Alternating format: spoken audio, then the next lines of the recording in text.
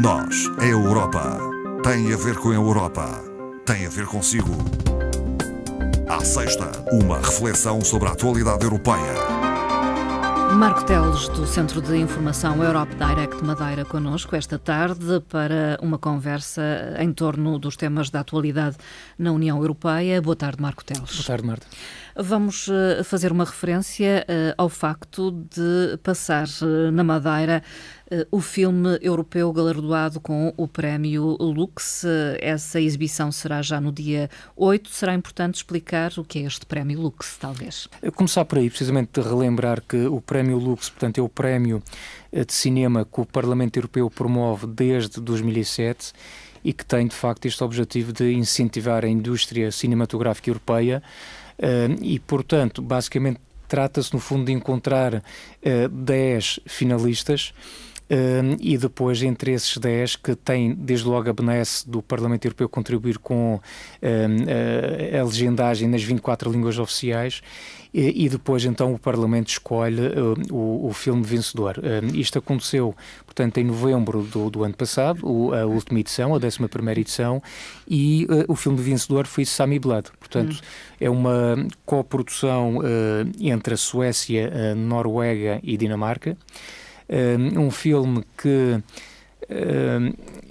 é um pouco diferente que se calhar daquilo que nós estamos habituados a ver no cinema, não é? Portanto, não é claramente um filme de Hollywood, mas é um filme com uma história profunda, é um drama e que tem uma mensagem bastante atual. Portanto, ele basicamente passa-se, desvendando um bocadinho a questão do filme, ele passa-se numa Suécia da década de 30 e fala do povo Sami, na zona da Lapónia, e das dificuldades que uma jovem tem ao ingressar numa nova escola, em ser reconhecida por uma comunidade sueca que não o aceita tão bem devido às suas origens, à sua cultura.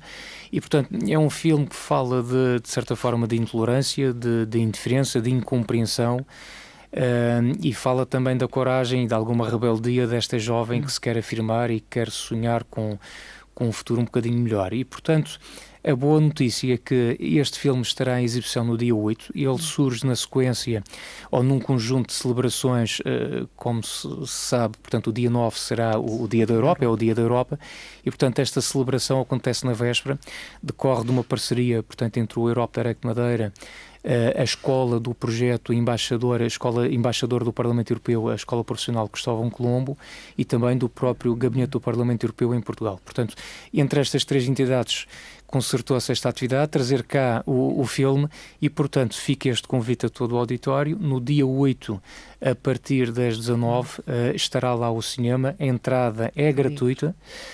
Está apenas limitada à lotação da sala, 150 lugares, portanto é um dia de semana, é natural que haja alguma dificuldade de muitas pessoas lá ir, mas portanto fica este convite e também dizer que meia hora antes, às 18h30, vamos ter um pequeno beberete, fica também este convívio para falarmos se calhar um pouco antes.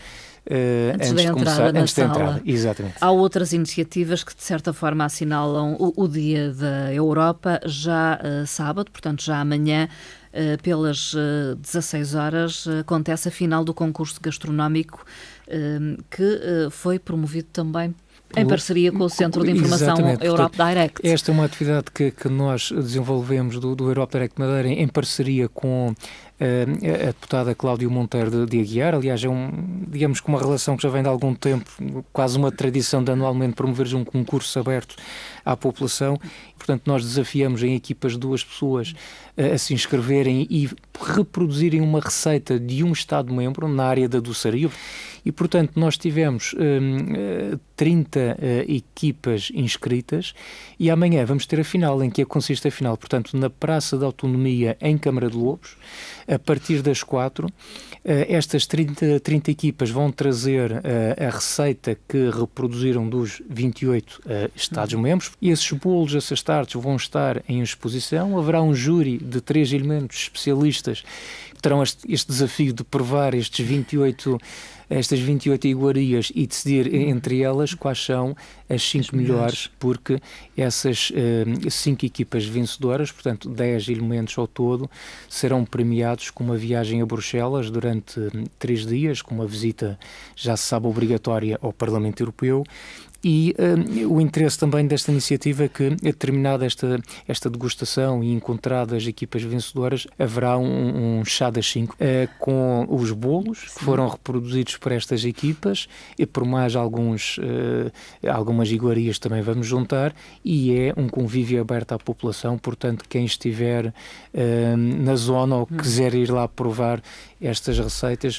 porque não, também se deslocar à Praça da Autonomia em Câmara de Lourdes. A 9 de maio há muita atividade, ou a celebrar este Dia da Europa há muitas atividades a acontecer. Realmente a Europa tem que ser lembrada todos os dias, mas de facto o Dia da Europa é o 9 de maio, portanto é natural que nesta altura surgem com mais insistência muitas atividades, sobretudo nas escolas, muitas conferências, muitas palestras, algumas em destaque. Há também aqui uma conferência, creio que no dia 8 já, portanto na próxima terça-feira, também promovida pela eurodeputada Liliana Rodrigues, que me parece também muito interessante destacar, que é o Madeira pós-2020, pensar o futuro, portanto extremamente interessante, porque realmente a questão do novo orçamento ou do futuro orçamento da União Europeia é algo fundamental, sobretudo para nós aqui para a região, e inclusivamente esta conferência conta também com a presença do Secretário de Estado para o Desenvolvimento e Coesão. Portanto, tem um painel de oradores bastante interessantes, creio que a entrada também é gratuita. E de resto há outras iniciativas, por exemplo, o Instituto de Desenvolvimento Regional, o IDR, promove também, à semelhança do ano passado, umas jornadas de portas abertas em que convidou algumas instituições, algumas empresas que beneficiaram de fundos comunitários a ter precisamente nesses dias, ou ao longo dessa semana, num calendário que ficou previamente definido, as portas abertas à população para conhecer melhor esses projetos ou esses locais. Portanto, toda essa informação está na internet, neste caso do IDR, e nós próprios também, o Europe Direct Madeira, vamos participar no dia 9 numa outra conferência que é realizada pela Escola Cristóvão Colombo, a Escola Profissional, que envolve também um conjunto de oradores, relativamente alargado, e que tem um tema sugestivo que é desafios para a juventude. Marco Teles, outros temas. O Parlamento Europeu instou hoje à suspensão imediata das eleições presidenciais na Venezuela, que estão agendadas para 20 de maio. 20 de maio, exatamente. Portanto, esta posição do Parlamento Europeu obviamente não é nova, porque tem ficado clara desde há algum tempo, portanto, a posição dos parlamentares relativamente ao que se passa na Venezuela. E, portanto, o que a União Europeia veio aqui afirmar numa resolução que foi aprovada por praticamente 500 votos, 80 contra e cerca de 70 abstenções, basicamente foi este o resultado, foi dizer que só irá reconhecer estas eleições se elas assentarem, de facto, num calendário eleitoral que seja realista, onde os intervenientes políticos e os partidos políticos todos tenham realmente a possibilidade de participar, e, quando estiverem reunidas, condições para uma participação equitativa, transparente das diferentes forças políticas. Bom, aquilo que nós sabemos, obviamente, do que se está a passar na Venezuela, que nada disto, para já, será possível, e também os eurodeputados foram um bocadinho mais longe, sugerindo ao governo e, obviamente, também à oposição venezuelana a adotar o mais rapidamente possível um plano de estabilização macroeconómica, recorrendo no fundo a instituições financeiras internacionais, para ver se põe um ponto final nesta crise, que não é só crise financeira, é uma crise humanitária, onde já falta tudo, não é? Bens de primeira necessidade, alimentos, medicação.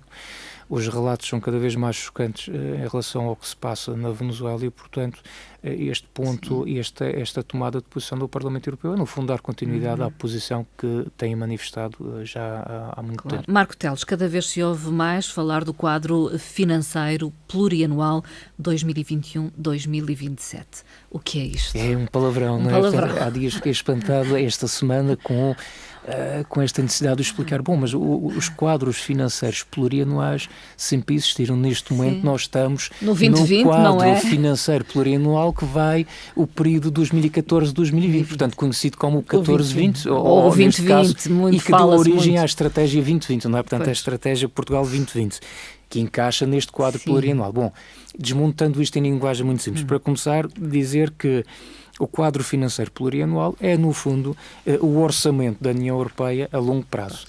por períodos, neste caso de 7 anos, significa que, terminado este quadro de 2014-2020, entramos num novo que será o 2021-2027. Isto é um processo longo, complexo. Começa precisamente por uma apresentação de uma proposta. Proposta de quem? Da Comissão Europeia. Portanto, a Comissão, sendo o órgão executivo, é a Comissão que apresenta esta mesma proposta, e agora há uma série de procedimentos. Obviamente que este orçamento passa também depois pelo Parlamento Europeu e irá terminar depois com a adoção do orçamento por via do Conselho, onde todos os Estados-membros estão representados, e através de votação e adoção por unanimidade. Neste momento, o que é que se coloca? Coloca-se aqui, em relação a esta proposta de orçamento, uma espécie de duplo desafio. A necessidade de efetuar algumas poupanças, na medida em que as receitas para o novo orçamento são relativamente inferiores e decorrem, como já se sabe, já sabia, da saída do Reino Unido, que era um contribuinte líquido bastante significativo e bastante importante para este orçamento. E, por outro lado, temos aqui o outro desafio, que é, ao longo deste período 2014-2018, e que está a continuar, foram surgindo novas prioridades, novos setores para os quais não havia tanta preocupação há uns anos esta parte. Estamos a falar de quê? Estamos a falar, por exemplo, de situações dos refugiados, das migrações. Estamos a falar, por exemplo, da situação da defesa, da segurança, do terrorismo. Bom, e isto tem que ser orçamentado. Obviamente, isto significa também mais despesa, e, portanto, eu, para ter mais dinheiro num lado, eu vou ter que cortar num outro.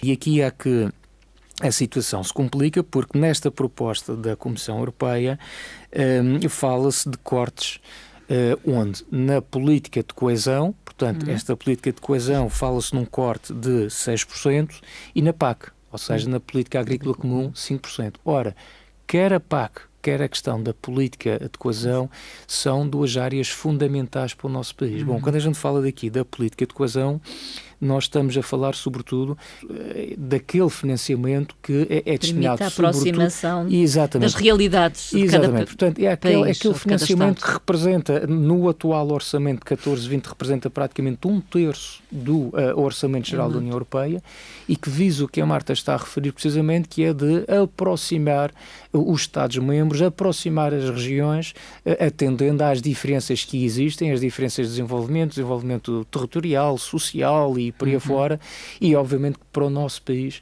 todo este financiamento associado à política de coesão é extremamente importante, e obviamente aqui também para a região. Este corte de 6% na política de coesão e na própria PAC, 5%, é realmente o grande problema desta proposta, apesar de haver aqui um reforço do contributo dos Estados-membros para este orçamento. Atualmente, no atual quadro, o contributo de cada Estado-membro para o orçamento rondava 1,03% do rendimento nacional bruto, é isso que está definido, e a ideia é passar-se do 1,03 para 1,1.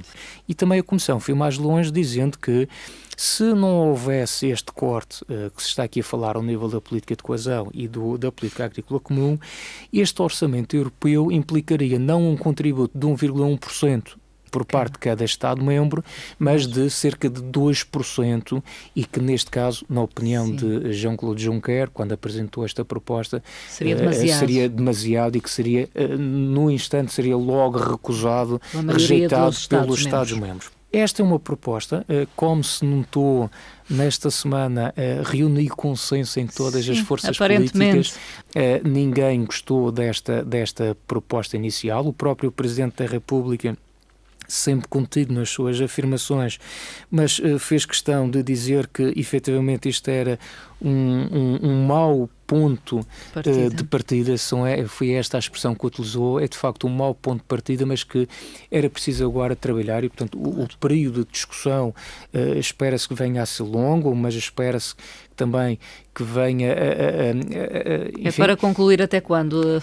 Há aqui a questão das eleições europeias em 2019, não é? E depois já o fim do mandato da Comissão também em 2019 e o início de uma nova Comissão nesta altura. Portanto, é bom que este processo decorra o mais rapidamente possível, para que efetivamente não aconteça para o próximo quadro comunitário aquilo que aconteceu com este, que é algum atraso na aprovação do orçamento, o que levou a que algumas políticas fundamentais, alguns programas fundamentais se tenham iniciado um pouco mais tarde e com reflexos depois na retoma, no dinamismo económico que se pretende com a introdução do orçamento. Serão negociações difíceis? Serão negociações difíceis, mas como dizia, citando também o Presidente da República, ele diz que espera por um melhor ponto de chegada. Portanto, começamos mal, mas vamos esperar que se chegue bem. Do lado da Comissão, apenas dizer que em defesa as características que a Comissão põe em relação a este orçamento foi considerar que se tratava de um orçamento moderno, simples e flexível. Explico basicamente o que era moderno, porque também se considera que irá haver neste orçamento, na gestão deste orçamento, uma simplificação das formalidades, quer para os beneficiários, quer para as autoridades de gestão destes orçamentos a nível dos Estados-membros. Simples porque também a Comissão propõe em reduzir o número de programas que estão afetos a este orçamento. Atualmente existem cerca de 58 programas europeus e pretende-se passar de 58 para 37, para simplificar precisamente a sua gestão, e flexível porque também se reconheceu, nomeadamente através destas crises que tivemos, a crise migratória dos refugiados em 2015, ficou claro que faltam aqui mecanismos e flexibilidade orçamental para se poder dar uma resposta imediata a situações complexas como estas que se viu. E, portanto, fala-se inclusivamente na apresentação desta proposta da criação de uma nova reserva, chamada Reserva da União, que é para fazer precisamente face a acontecimentos imprevistos e responder, portanto, a situações de emergência com mais eficiência, nomeadamente na área da segurança e das migrações. Portanto, ainda um longo caminho a percorrer e com certeza muita tinta ainda a decorrer, não é, sobre esta matéria. No final, dizemos que pode enviar questões para o e-mail do programa noseuropa@rtp.pt. Estaremos cá para dar as questões, as sugestões e as reclamações são todas bem-vindas. Marco Teles, até uma próxima conversa. Até uma próxima oportunidade. Obrigada.